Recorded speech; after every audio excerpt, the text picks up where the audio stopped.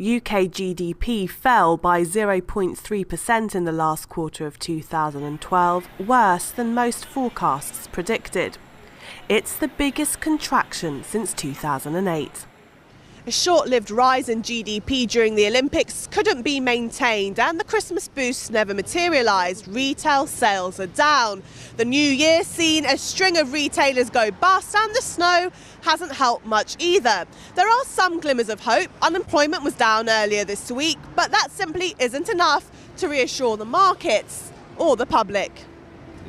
Experts say Britain's third recession in 4 years is now looming. I think a triple-dip recession is definitely on the cards. We are heading into that direction, considering the policies the Prime Minister has been adopting and the international economic climate the country is operating in.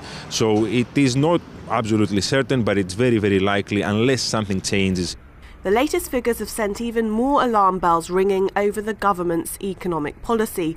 On Thursday, the IMF slammed it, saying the government must change course and slow down planned spending cuts that will hit the most vulnerable the hardest. Sticking to a mistaken policy is not going to help him at all.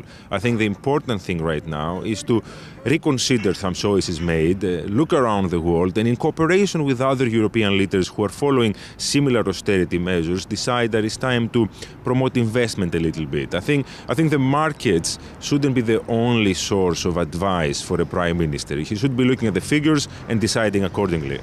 But the government defiantly defends the policy.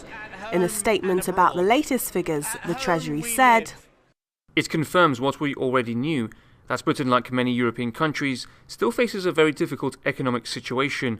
While the economy is healing, it is a difficult road." But Britain is now doing worse than other major economies, and indecisiveness over Europe just isn't helping. Like things weren't difficult enough, he's creating insecurity and instability about the future of Britain within the European Union and the wider global market. He is in effect considering removing Britain from the biggest economy in the world, the biggest market in the world, and making it a small island in the middle of the Atlantic. I think investors and businesses around the world who are already exclaiming their concern will be thinking twice about investing in this country. While some experts believe the country can still avoid the feared return of recession, most are not hopeful. Britain has a bumpy economy and a bumpy road ahead. Nergis Moualleri, Press TV, London.